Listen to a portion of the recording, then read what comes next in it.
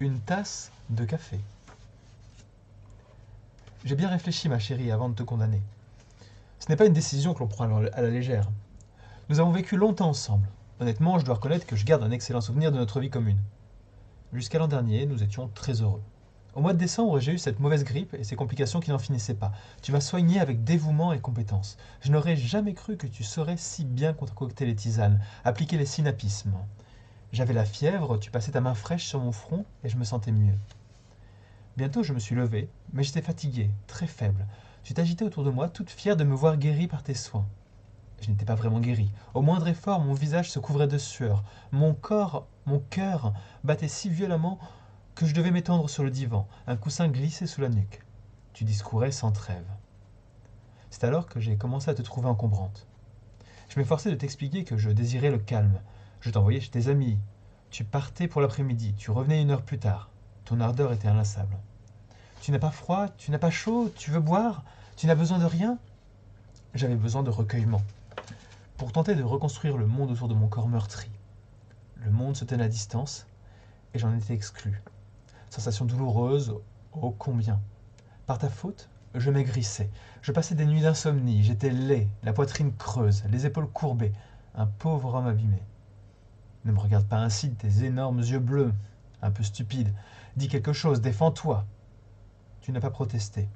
Tu crois encore que je suis un malade, qu'il ne faut pas exaspérer. Tu peux me contredire, te justifier. La stupeur te rend muette. Au moins agite-toi, gémis. Laisse monter jusqu'à tes lèvres un cri tremblant qui rappellerait celui que t'arrachait la volupté lorsque nous étions jeunes amants. Ça me toucherait, peut-être. Et tu exigeais des réponses.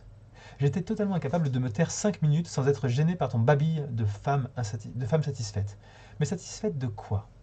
Avoue, dis-moi ce qui te rendait heureuse, insouciante. Un oiseau, pendant que j'étais lourd et là, tout occupé à survivre.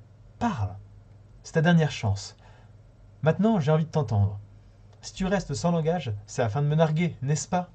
Aujourd'hui, comme tous les jours, ton amie Suzy a dû téléphoner, te raconter sa vie, la balourdise de son mari, les charmes de son amant et les bonnes adresses ou acheter en solde une petite robe d'après-midi qui paraît sortir tout droit de la boutique d'un grand couturier.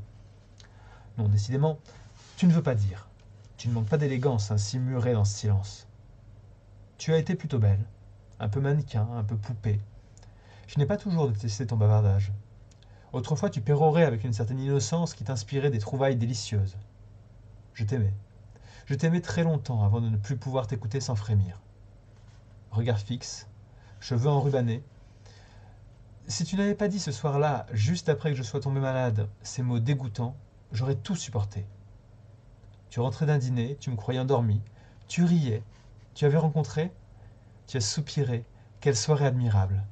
Cet homme m'a troublé, il est beau, il est fort, oh comme je voudrais. J'ai entendu Suzy, tu lui as plu, il ne voyait que toi. Tout ce que tu as tenté ensuite pour m'apaiser n'y changeait rien. Les mots étaient prononcés. Les effacer, il était fatal que les actes suivent. Un jour, tu finirais par me quitter, tu rejoindrais ton bel athlète. Tu as décidé de partir. Non. Aucun attendrissement. Trop tard. Tu dois boire, je te servirai. Rappelle-toi combien de fois je t'ai tendu la tasse. Tu as prêté une médiocre boisson avec des grains de mauvaise qualité, grossièrement moulus. Tu laissais bouillir l'eau. Ce soir, j'ai préparé moi-même notre breuvage. Le mien est délicieux. Le tien sera un peu amer. Tu le boiras. Je t'aiderai. Viens, mon amour. Viens dans mes bras. J'approcherai la tasse de ta bouche rose. Je verserai entre tes lèvres ce liquide composé tout spécialement pour toi. Puis j'irai me promener. Une marche paisible me fera du bien. J'ai fermé la porte à clé. Je n'étais pas sûr de ta docilité. Tu boiras. Un pas vide. Si ce café n'est pas de ton goût, pardonne-moi, pauvre chérie. Ferme les yeux. Dors. Sans rêve. Tu as raison, j'ai besoin d'air. Je vais sortir. La barre d'appui franchie, je sauterai dans le jardin. Comme le ciel est beau et pur, et si parfaitement dessinées les zébrures de lumière sur le divan où tu te reposes. Le soleil enjolivait les coussins du canapé. Le café coulait sur le menton de la poupée de porcelaine, jetée parmi les coussins. L'homme a ouvert la fenêtre et enjambé le balcon. Il habitait au 10e étage.